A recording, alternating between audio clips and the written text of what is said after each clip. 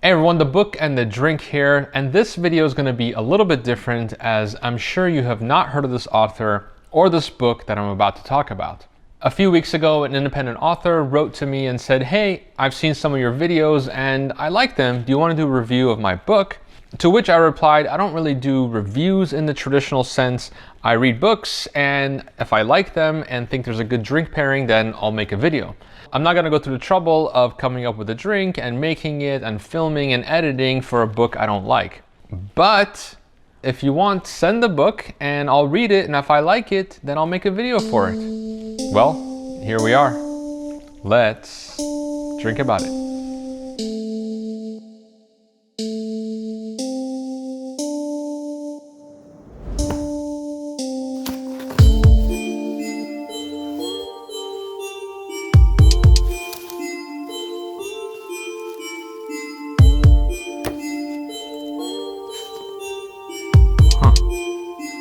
Writer's juice.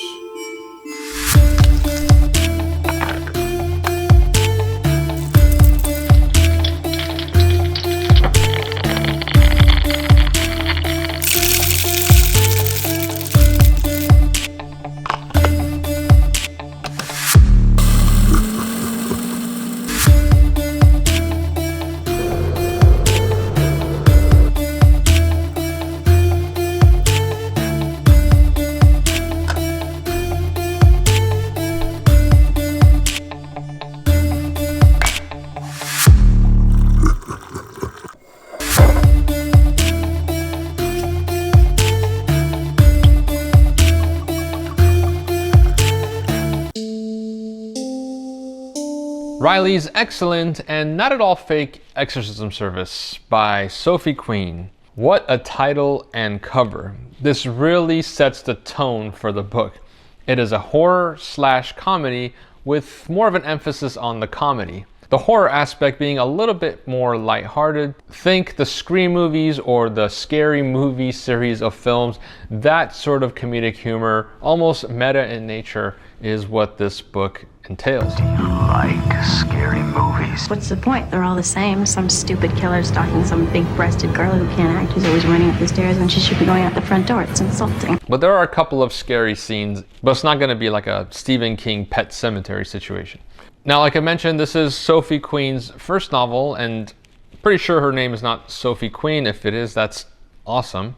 But this is her first offering, and I think she did a phenomenal job, and this book is really, really fun to read. This is a fast-paced book, and will have you cracking up. I know I was laughing out loud quite a bit here as I was reading through this. The book is about Riley, the girl who is depicted here on the cover, who's an aspiring author trying to get published, and the publishers keep coming back to her and saying, you know, your work is okay, but I don't think it's anything that we can market. Can you try writing fantasy or YA, for example?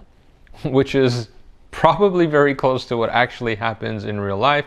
And well, it's an author talking about an author, so she probably knows. So in order for Riley to kind of get in the mood and get motivated to write, she comes up with a drink that she thinks will help her do that, called Writer's Juice. Writer's Juice is essentially black coffee spiked with Irish whiskey, which is what we have here. And if you think about it, it makes a lot of sense. The coffee gives you the energy to sit down and type away at your novel, while the alcohol diminishes your inhibitions and jacks up your creativity. There's actually a long history of authors who drink while they write to kind of bring out that creativity and maybe think outside the box. Think all the way back to F. Scott Fitzgerald or Dorothy Parker, and of course Ernest Hemingway, who was basically drunk all the time, all the way up to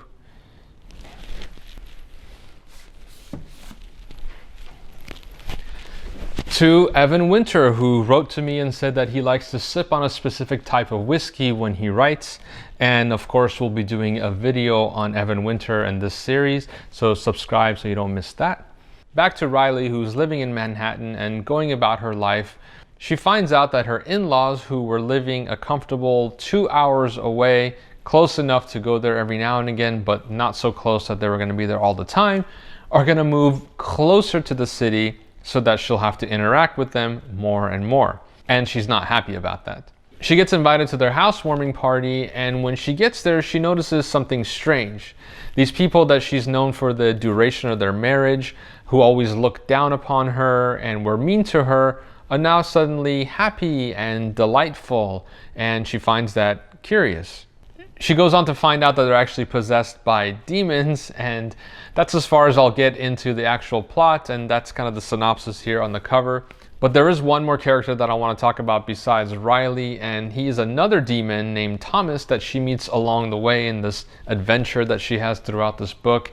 And this Thomas demon falls in love with her and is always making crude and inappropriate comments towards her and winking at her, to which she rolls her eyes. And it becomes this whole awkward dynamic between the two that's really funny to read about. This is definitely doing the job. It is a little hard to drink. It's black coffee with just straight whiskey in it. I generally like my coffee with a little bit of cream or milk in it. I find that it tampers down the acidity and makes it a more balanced drink. And I think we can replicate that here. This is Bailey's Irish Cream.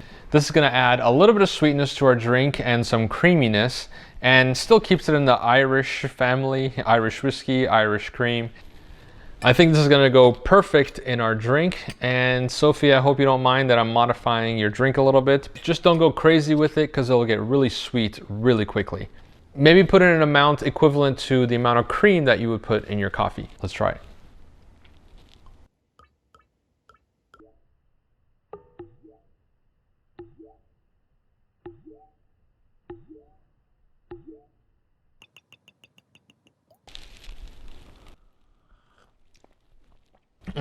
So much better already. Now, if you really want to indulge and take it to the next level, then you could put some whipped cream on top. Yeah, let's do that.